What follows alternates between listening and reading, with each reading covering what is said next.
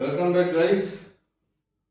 तो आइए देखते हैं what is the composition of vectors. पूरे वेक्टर्स की डेफिनेशन मैंने डिस्कस कर ली थी आपके साथ। डेफिनेशन पेज लिख लीजिएगा और अगर आपको चाहिए तो आप मेरे को कमेंट बॉक्स में लिखकर भेजें मेरे वीडियो के नीचे, तो मैं आपको थ्योरी व्हाट्सएप पे शेयर कर दूंगा। ठीक है, चलिए। तो कॉम्पोजिशन ऑफ वेक्टर्स, तो बेसिकली कॉम्पोजिशन क्या होता है? कॉम्पोजिशन मतलब मिलाना। तो अपन बोलेंगे यहाँ पर resultant vector is a vector which gives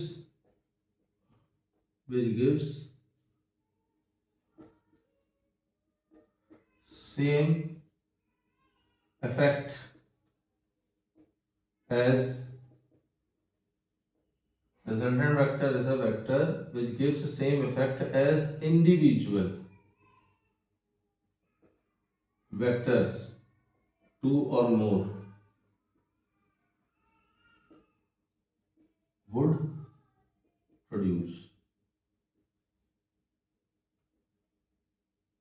ठीक है, तो बेसिकली रिजल्टेंट वेक्टर वो वेक्टर है जो वही इफेक्ट देता है जैसा हर एक सिंगल वेक्टर दो और दो से ज्यादा वेक्टर्स में से प्रोड्यूस करेगा। सेम इफेक्ट प्रोड्यूस करने वाला रिजल्टेंट वेक्टर कहलाता है। तो इसको करने के लिए, है ना, to do this we add vectors. ठीक है, एंड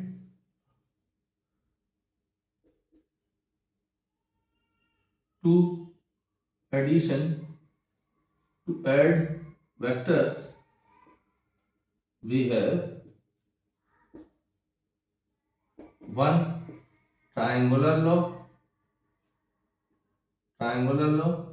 और सेकंड पैरेललोग्राम लॉ। एक होगा ट्रायंगुलर, ठीक है, ट्रायंगुलर लॉ, और दूसरा पैरेललोग्राम लॉ। ठीक, तो किसी भी वेक्टर का रिजल्टेंट अगर हमको शो करना है तो हम एडिशन के थ्रू शो कर सकते हैं, और उस एडिशन को करने के लिए हमारे पास दो मेजर लॉ है। कौन कौन सा? एक है ट्रायंगुलर लॉ और एक है पैरेललोग्राम लॉ। ठीक, आइए तो अपन देखते हैं ट्रायंगुलर लॉ क्या होता है।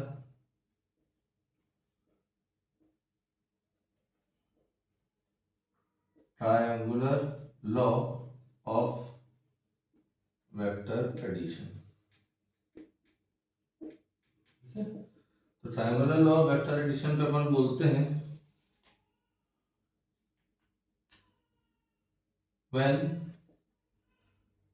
two vectors, suppose A and B, represents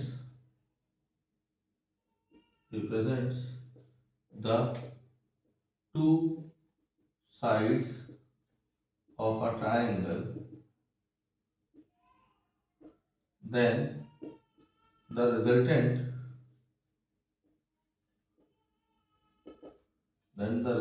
vector would be represented by would be represented by the third side of the triangle। ठीक है, तो हमारे पास एक वेक्टर ये है और एक वेक्टर ये है। तो suppose this is a A vector and this is a B vector. तो इसको हम कैसे अरेंज कर सकते हैं? तो इसको हम ऐसे अरेंज कर सकते हैं। ये हो गया हमारा ए वेक्टर और उसी इनिशियल पॉइंट से कोलिनियर, इसको हमने कर दिया बी वेक्टर। ठीक, तो दो हो गए, तो इसको अगर हम जोड़ देंगे तो this will be the third resultant vector. Clear है? एक तरीका तो ये है कि इनका को इनिशियल कर दो, दीज आर दी को इनिशियल। तो आपने वेक्टर एडिशन में देखो सेम अगर जुड़ता है तो ये दोनों का ऐड इज इक्वल टू ये हो जाएगा। और एक तरीका इसी को करने का क्या है, हम इस वेक्टर को ऐसा ले लें ए वेक्टर और इस वेक्टर को इसके इधर से जोड़ दें, इसके हेड से इसकी टेल जोड़ दें, तो ये बन जाएगा रिजल्टेंट वेक्टर। ठीक है। तो यूजुअली हम यहाँ पर लेते हैं, उसको को इनिशियल नहीं लेते, we use head of first plus tail of second, हम ऐसा जोड़ते हैं। तो को इनिशियल में ओ से पूरा जो जाएगा फाइनल तक वो कहला जाएगा रिजल्टेंट वेक्टर। तो एज पर this we add, so the resultant vector can be given as a vector same rotation plus b vector, this is the resultant vector। Clear हो गया। इसके ऊपर नाम दे देते हैं, उसका नाम दे देते हैं O, इसका नाम दे देते हैं P, इसका नाम दे देते हैं Q। तो मेरा OQ vector is equal to OP vector plus PQ vector. Clear है। तो ये क्या लगा हमारा रिजल्टेंट वेक्टर। ठीक, this is the triangular law of vector addition. इसमें क्या बोलते हैं कि जो दो वेक्टर्स हैं अगर वो रिप्रेजेंट कर रहे हैं दो साइड्स ऑफ अ ट्रायंगल, तो उसका रिजल्टेंट वेक्टर जो होगा वो रिप्रेजेंट करेंगे हम बाय द थर्ड साइड।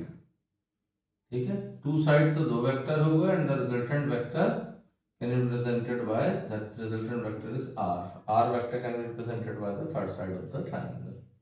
ठीक है, ये था ट्रायंगुलर लॉ। अब आ जाओ parallelogram law of vector addition.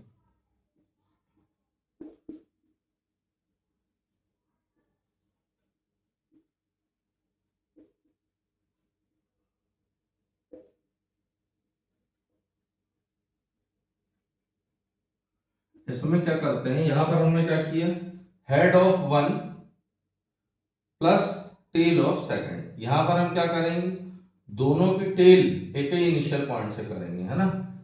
Here we can take को इनिशियल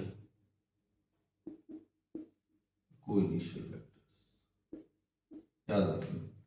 इसकी जो डेफिनेशन हो जाएगी वो कहलाएगी, when two vectors, vector A and vector B are represented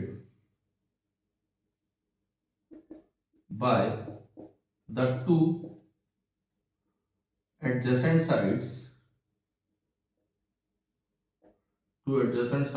of a parallelogram, then their resultant vector will be represented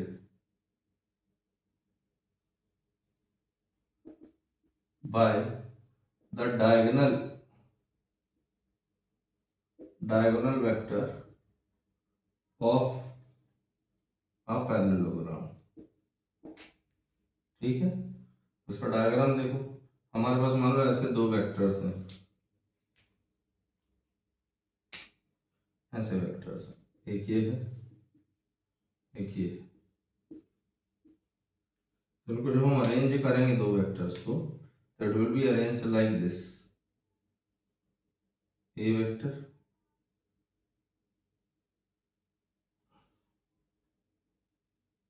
B vector, और यहां से इसका सीधा पैरेलल यहां खींच देंगे।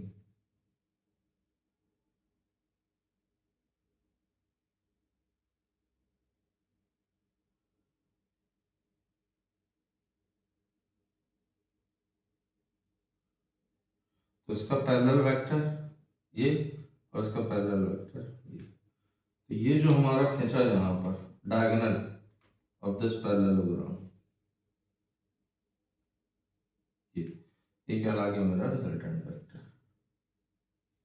ठीक है, इनका नाम दे दें, तो इसको नाम दे देते हैं O, ये P, ये Q और ये R। यहाँ पे पैरेललोग्राम कौन कहला गया,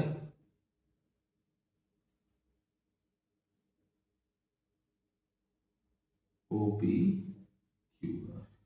जहां पर रिजल्टेंट कौन है मेरा, OQ vector is equal to OP vector plus PQ vector, ये क्या लगा। ठीक, और इसी का अगर मॉड निकालेंगे तो O Q vector by distance formula root over O P vector का square plus P Q vector का स्क्वायर, ये कहलाता मॉड मैग्नीट्यूड। ठीक, और यहाँ पर भी मैग्नीट्यूड निकालना होगा तो ओ क्यू वेक्टर का mod is equal to root over O P vector का square plus P Q vector का स्क्वायर। ठीक है, these are the two laws, one is the triangular law of vector addition, another one is parallelogram law of vector addition। I hope आपको समझ में आ गया होगा। अगर कोई डाउट होता है तो प्लीज कमेंट करें और बताएं मुझे। ठीक है, प्लीज सब्सक्राइब कीजिए मेरे चैनल को मैथ्सीफाई एबी फिजिक्स। हर बार मैं आपसे रिक्वेस्ट करता हूँ शेयर कीजिए मेरे वीडियोस को, जिसमें ज़्यादा से ज़्यादा लोगों तक पहुँच सके सिंपल थ्योरी, और वो अच्छे से अच्छा परफॉर्म कर रहे हैं। 11th की फिजिक्स थोड़ी सी टफ पड़ती है। ठीक है, चलिए मिलते हैं नेक्स्ट वीडियो पे। Thank you so much, good night.